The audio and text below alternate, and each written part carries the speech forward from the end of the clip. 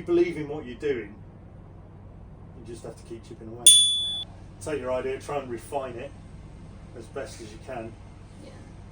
Just take the gamble, believe in what you're doing. If you don't believe in what you're doing, there's point in starting it. You've got to be fully into what you do.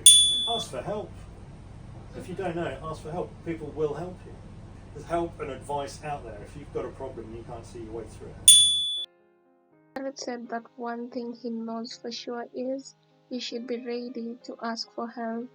I felt like I needed this advice because I struggle quite a lot with asking people for help. So come with me and let's find out a lot more about their business. This episode right here is mind-blowing. Oh my days.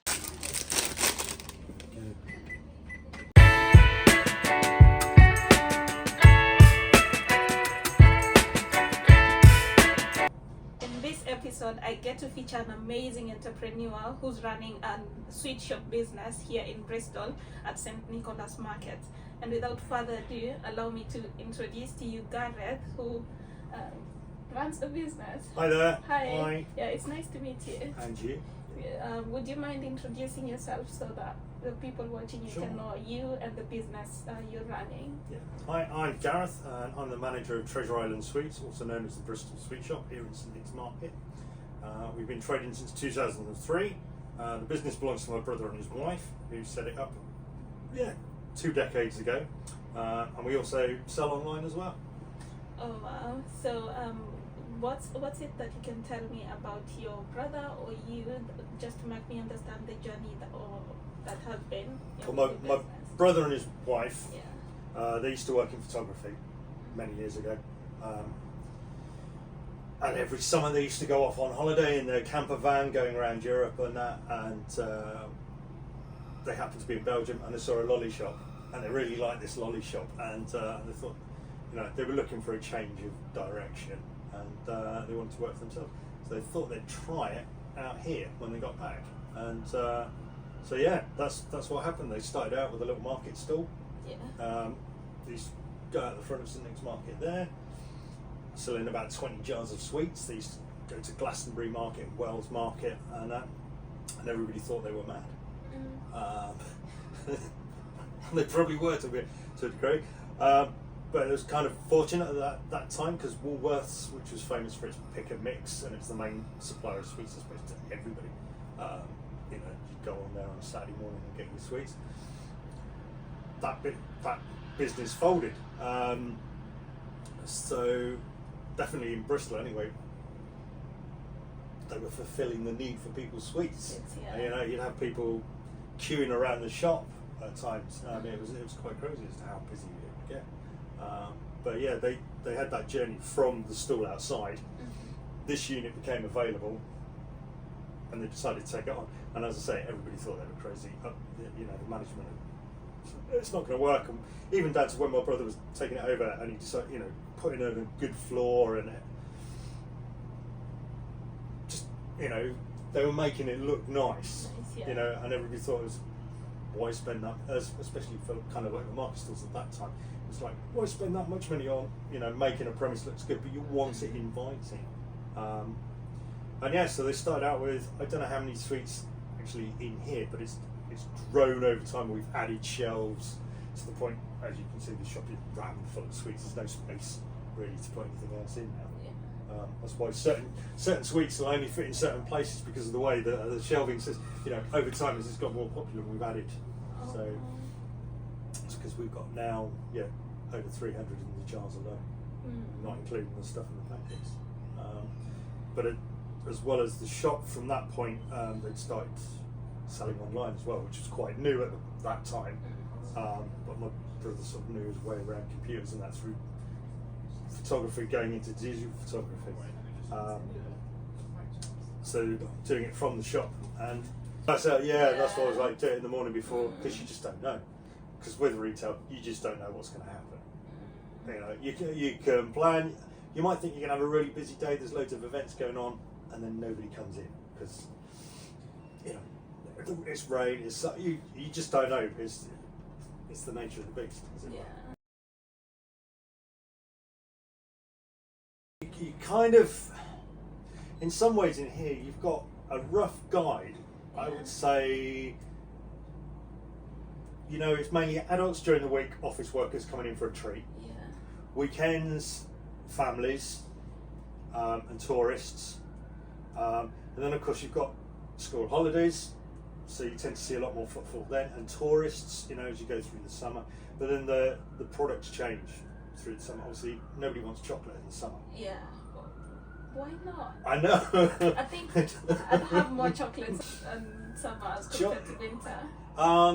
Chocolate sales really go down because it's going to melt unless you're eating it quickly. It's going to melt, and so you tend to find we sell more drinks and ice creams. Yeah, sure.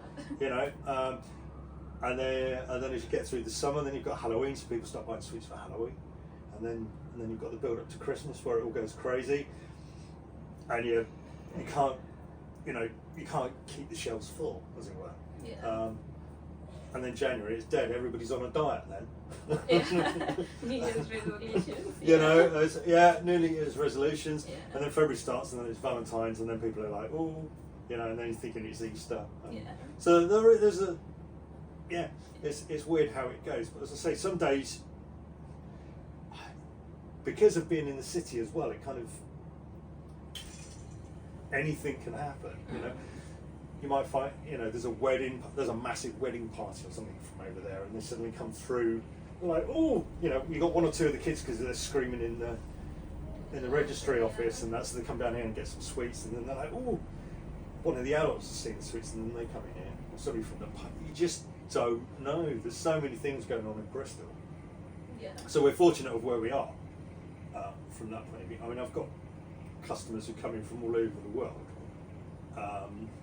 If they've got children at the university, so they're coming here 2 or 3 times a year. I know there's a woman who, she's from Malaysia. Her parents come in and they get midget gems and floral gums. No, which ones are those? They. You do have quite a variety. We do, yes. I've got, yeah. So midget gems. These are the. There's also two varieties. You see. I'm gonna try this one. This is a hard one, and if you buy it in a jar, it's got licorice in it. When you buy it in a supermarket, the black one's blackcurrant. Yeah. So people like to come in here for that reason as well. Yeah. There's a guy from India. He works in a hotel in India. Yeah. 6 months in India, 6 months over here. And when he comes in here, he has these ones, but I have to take the black ones out. He doesn't like the black ones, but he likes. I don't know why, because they're licorice. He doesn't like them, Yeah. but he's been here for years.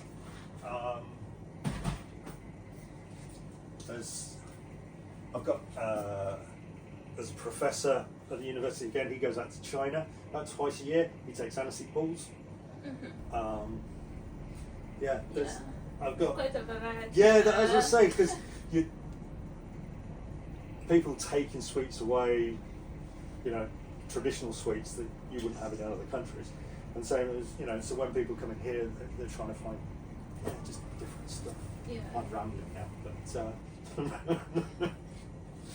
Yeah, so what situation in the business of being an entrepreneur, how has that worked for you guys in terms of sales? I mean, on days when you cannot make any sales? These days you get low sales. You just have to ride it out as best you can. You know, as I say, you know you're going to be busy in Christmas. Retail's always busy in Christmas, and you know those months are supplement the quieter season as you get going. So you just have to keep that cash locked away, as it were. And in the early days, you just don't spend anything. You know, you're always tight. Just money, whatever money you make goes back into the business. You know, whether you're working 6 or even 7 days a week, but that's the nature, I suppose, of, you know, trying to run your own business. Yeah. You know, you're working for yourself ultimately, and so, you know, you've got that flexibility to do those things that you want to do. It's hard work, but ultimately, you know, you get that payoff of it being your business, and you can do what you want to do, really. You know? And I know with this one, I was taken in as a manager so that when they had children, they could spend more time with their children because it's vital to, it's fantastic to be able to spend those early years with the kids rather than having to come to work all the time. Yeah, true. So they've got that flexibility there, which is a lot easier. If the child's ill, they can stay at home and work from home. Yeah. Obviously, that's changed as well though within the last few years of working from home. But you can't really work from home in retail. That's another thing that's changed. Footfall is definitely down because we used to rely a lot on the office workers. Most of those, you're lucky if you see one, or they come into the office once or twice a week now. Yeah. So thankfully, you still got the regulars, but I kind of found it's quieter during the week, but Saturdays are getting busier. It's always the busy day, but it really does ramp up majorly. I think because people who still want to get out and come into town and do different things, especially after being at home all week. You kind of mentioned the freedom that comes with running your own business or entrepreneurship. I know that a lot of entrepreneurs or people who want to start their own ventures kind of think there's freedom in entrepreneurship. Would you say there's total freedom in entrepreneurship, and what kind of freedom does it give you as compared to working in a job? Well, I suppose you've got the flexibility to change your hours to suit you more. If you want to start at 5 in the morning and finish at 3 because you've got something you want to do at 3, you can do that. Yeah. Aside from maybe this, because you are constrained in the retail notion of being open 9 till 5. I suppose you could shut, but that wouldn't be, people expect you to be open. So, but there's nobody breathing down your neck if for some reason you're late. If I get stuck in traffic or something, I can only apologise to customers that I'm in late. But I haven't got some big boss going on. You need to get here early and leave an extra 2 hours earlier. And because my ultimate boss is my brother, he's a bit more relaxed about things. But you do have that. You've got to go to the doctors. You don't have to book off time off. Yeah, to go You can. Unless you've got an appointment scheduled with somebody, you can go. I'm going to go to the doctors. And things like that. You're making allowances for yourself. You just shift things around. Whereas, obviously, if you work for a big company or something, you can't always do that. Tied in. They expect you to be there, doing what they want. And you're just another cog in the wheel, as it were. So there is that. What is the point that made you now say, I'm going to join my brother and get into this business? Well, I worked in agriculture for about 15 years. Yeah. And although I really enjoyed it, it's a young man's game. I was lifting heavy weights all day long. Although I was a supervisor, it was a lot of hard graft. And for me anyway, in the summer you were working from like 6 in the morning till 10 at night. Physically demanding job, which is fine when you're young, but as you get older, I'm not that fit. And I wanted to change, and it's nice to be somewhere that's slightly warmer as well, because doing the job I did, in the winter months it'd be absolutely freezing, and it's quite depressing because there wasn't much to do. You spend most of your time doing little work and lots of cleaning.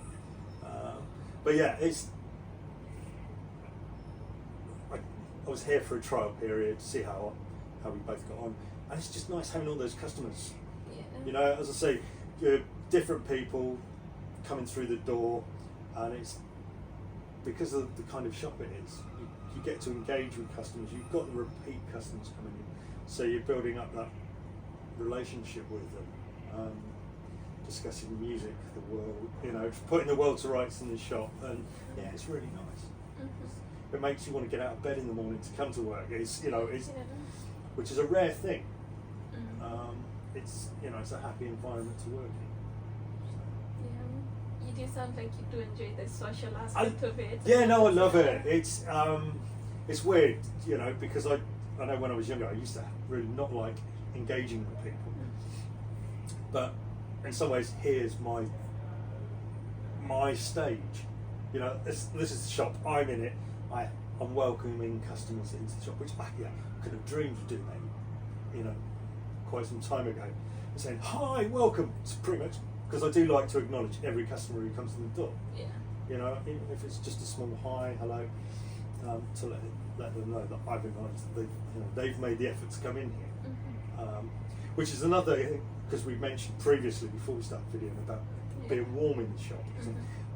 But it's slightly warm, but we do keep the door open because customers don't like a closed door. I've closed it, yeah. You know, which can make it a bit cold in here. But if you've got the door slightly ajar, people have that.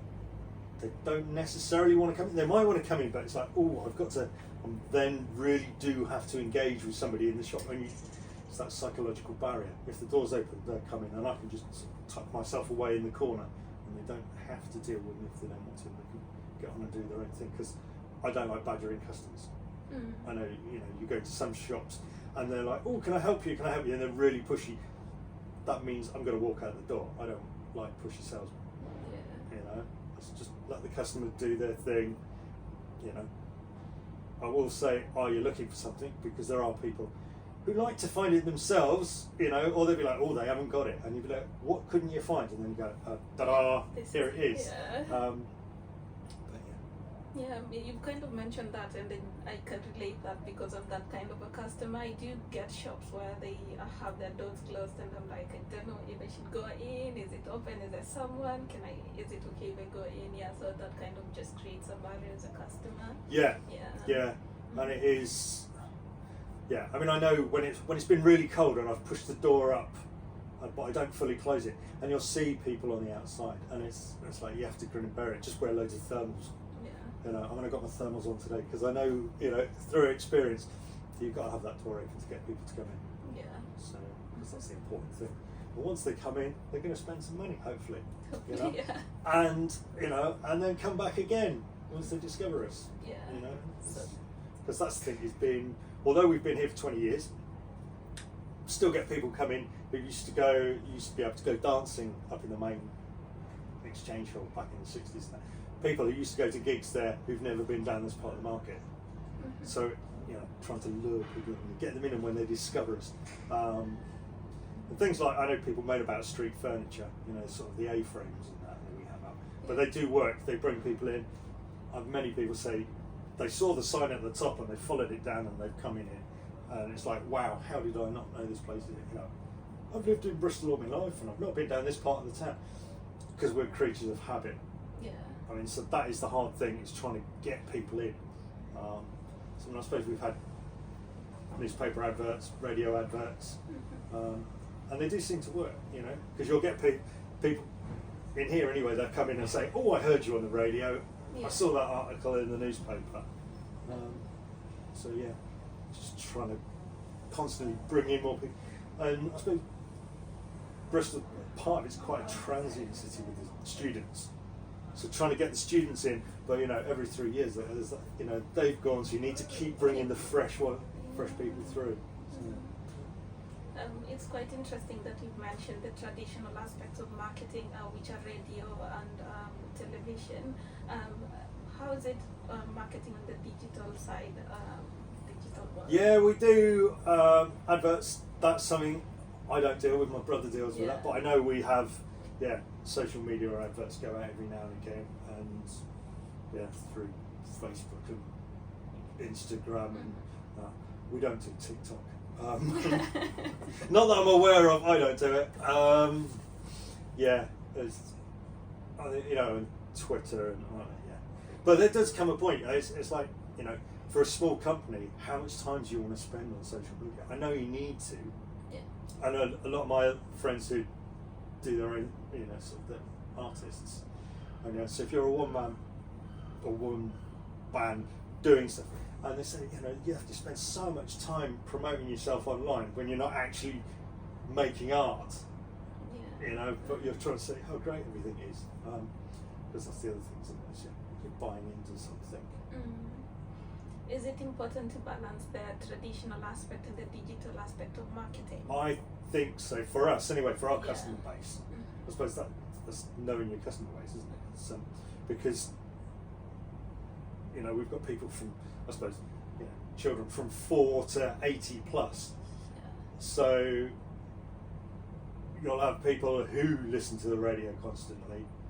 There's people who still read a newspaper. I know it's rare, but some people still buy newspapers. So you need to appeal to them as well. Because I say, and if they're the ones who were dancing up there in the 60s, who've not been down here, you know, you're going to have to use those traditional methods to bring them in. How difficult has it been to bring up this business? I know it's quite difficult for any entrepreneur to get a business idea off the ground. That's usually the hardest point. I know you did mention that your brother at some point made £2.50. So how did he kind of just keep going and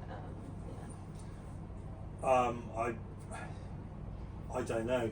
He's, as I say, he's stubborn. As my brother. And I think if you're taking that gamble, and you know, he'll hold on, and he'll just, he'll hold on, and he'll just keep pushing and pushing for as long as he can. You know, and ultimately, thankfully, it paid off for them both. You just, you know, if you believe in what you're doing, you just have to keep chipping away. I'm not inside my brother's head, thankfully, so I can't answer that one. But I know, he pretty much manages, or previously he used to manage it, especially in the early days, you know, because he designed the website, he does all the photography for all the products. That's all still in-house anyway. You know, I know now he's got somebody else does the website and that, but they still do their own photographs, because that's what, you know, they both had their backgrounds in photography anyway. And that way, sometimes for some things, I suppose it's easier to, you know what you want the product to look like, and rather than trying to explain the idea in your head, because that can be quite difficult. I know what it wants to look like. Can I explain that to you? And sometimes that doesn't work quite a lot. You know, it's hard to take your idea, explain it to somebody else, and then to have the same vision that you've got. That's something I suffered with anyway. With me and my partner, because we're both artistic. She makes jewellery and I do wear glass. But when you're trying to explain to each other, we never understand what each of us is on about. It comes out as something totally different. What are the challenges you faced running this business in this retail space, or overall as a business? In this shop, it's probably dare I say, because it's part of the council, this building, so you're limited in your opening hours. You can only open 9 to 5. 9 to 5. Although, it actually opens at 9:30. So you're limited 9:30 to 5. And in some ways, it'd be nice to be open later in the evening, because we have, people finish work at 5. They want to still be able to go and do some shopping. It's that, dare I say, it's that weird British thing of shops shutting. You go in other countries around the world and shops are still open. And it's like weird. No, shut. Well, that's it, mate. 5 o'clock, go home. I mean, I never turn a customer away. If I've turned the door to sound closed and I'm about to mop the floor and somebody comes knocking on the door, I'll serve them, because you never know what they're going to have. They might be spending 20p, they might be spending £20. And they might come back again. So, and aside from, I mean, there are times it'd be great to be open on a Sunday. People are more relaxed; they're spending on a Sunday. It only opens a few Sundays up to Christmas, and occasionally in the past they've opened on Sundays. And we've always been open on Sunday, and we do quite well. But that's a bigger issue because of the building being owned by the council, to try and get it open, because then they have their staffing issues and that. But to be able to open longer would be good. Would be good, yeah. What are the lessons you're gonna give to an aspiring entrepreneur? You just got to keep chipping away. I know that's the phrase I've used. Just take your idea, try and refine it as best as you can. Just take the gamble. if you're at the point where you can take that gamble, especially, dare I say, when you're younger, if you've got in some ways less to risk. Like if you haven't got children, because you haven't, then you don't have to worry about feeding those. If it's just yourself, you've got give it your all and go for it.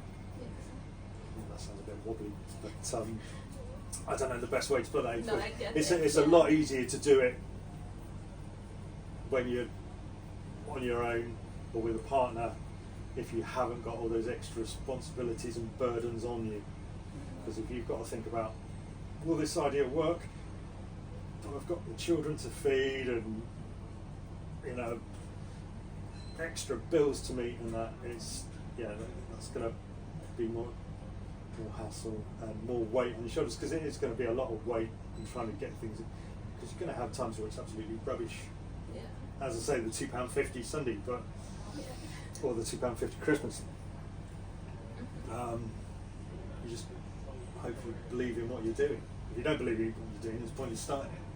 There's no point. There's no point. You've got to be fully into what you do. Just best of luck, because there's a massive element of luck. It's you can have there's so many factors, but you just give it a whiz. So my final question, which is a question that we get to ask every entrepreneur, is what is one thing as an entrepreneur that you know for sure? Ask for help. If you don't know, ask for help. People will help you. That's what I'd say, actually. There's help and advice out there. If you've got a problem and you can't see your way through it, ask people. People are fundamentally nice, and they want to help. Really, I know business can be cutthroat, but the good people out there. There's a lot of people who will help other businesses. Yeah. So I don't know. That's but I'd say Ask for help. How ready are people to give you that advice or help you out when you really need to? If you need advice, there's a lot. I suppose we were Markets Federation anyway, so they have a lot of advice. But it's just little things. If you don't know, ask the people around you. I suppose it's a case of knowing your neighbours, as it were, which probably goes against the business thing. Maybe that's just me, but I know, I'd ask some of the other traders things if there was something you were like, what do you think of that? Bounce ideas off, because we do, but that's maybe because we're more of a sort of community field down in this part of the market. But I'd say, ask for help. It doesn't matter. Not just business, in life in general. Ask for help. People are fundamentally good, and they want everybody to get on like it. That's a nice idea. So we've come to the end of the video, and I just want to ask you maybe to share your social media platforms if you know about them, and definitely where you guys are located for anyone following us and they do live in Bristol. So you can find us on Facebook and Instagram under Treasure Island Sweets. You can find us online at www.treasureislandsweets.co.uk. Our warehouse is based in Bristol. You can collect from there, or we've got our shop in St Nick's Market. Just follow the signs. That's lovely. It's really nice to meet you. That's all right. That's good. That's it from me, guys. It's a bye-bye. Cheers.